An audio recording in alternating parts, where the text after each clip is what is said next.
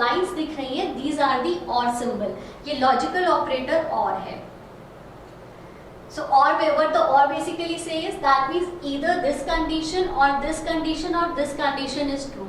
That means अगर एक भी कंडीशन ट्रू हो गई तो मेरा पूरा कंडीशन क्या हो जाता है, ट्रू हो जाता है. So if CH is equals to A, अब देखिए यहाँ पर मैंने A को सिंगल कोट में लिया हुआ है. इस प्रोग्राम को लेने का मेरा मतलब यही था, बिकॉज इससे पिछले प्रीवियस प्रोग्राम्स में we are playing with the numbers. Now here I am taking a character. I am taking a character, तो मैंने उसको एक सिंगल कोट के अंदर लिया है. तो जब भी आप कंपैरिजन कर रहे हैं if के अंदर वेरिएबल का किसी कैरेक्टर के साथ, तो प्लीज मेक श्योर कि उसको आप सिंगल कोट्स में जरूर डालिए. So CH is equals to A, CH is equals to E, I, O, U, and same चीज मैंने कैपिटल में भी लिया, A, E, I, O, U, और सबके बीच में मैंने और का सिंबल डाला. और का सिंबल क्या होता है कि अगर इनमें से कोई भी एक कंडीशन ट्रू हो गई तो मेरी कंप्लीट जो क्या है वो कंडीशन क्या हो जाएगी, ट्रू हो जाएगी ना. इनमें से अगर कोई भी कैरेक्टर यूजर एंटर करता है तो ये कंप्लीट कंडीशन हो जाएगी ट्रू, और क्या प्रिंट होगा, इट इज अ वॉवल. अगर इसके अलावा कुछ भी एंटर करता है तो एल्स पार्ट पे चले जाएंगे और आ जाएगा C is not a vowel. So again मैं एक ड्राई रन करके दिखाती हूँ आपको. Now let's suppose यूजर ने डाला for example I, it is a capital I, right. So condition match हुई, इससे मैच नहीं होगा, ये फॉल्स हो जाएगा, इससे भी मैच नहीं होगा, false false false false again false false, but this is true because CH is equals to I. This is true, this is false, this is false.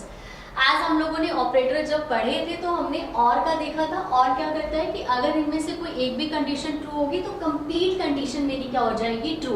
Now we have this true with us, तो that means ये मेरा complete part क्या हो गया, true हो गया. If this is true तो that means क्या लिखा हुआ आएगा, that it is a vowel. ये पर्सन C जो मैंने लिखा है, format specifier C, it will take the value, that means I मैंने लिखा है तो यहाँ पर लिखा हुआ आएगा I, that means I is a vowel. Now another case, now let's suppose I की जगह मैंने ले लिया Z फॉर एन एग्जाम्पल. अब Z मैंने लिया तो क्या होगा, ना तो वो A से मैच होगा, ना E से, ना I से, ना O से, ना U से.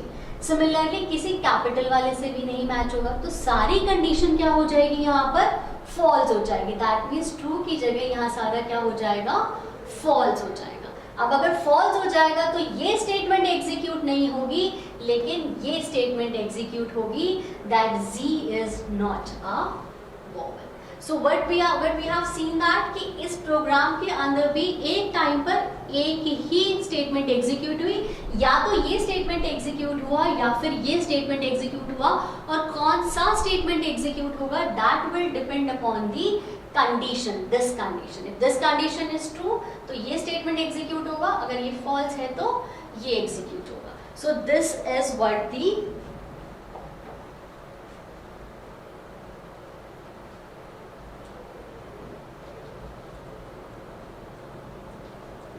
So this is what the decision making or the selection. If statement we have discussed, if else we have discussed, if else later we have discussed, and nested if else we have discussed, right? So these all comes under the decision making or selection.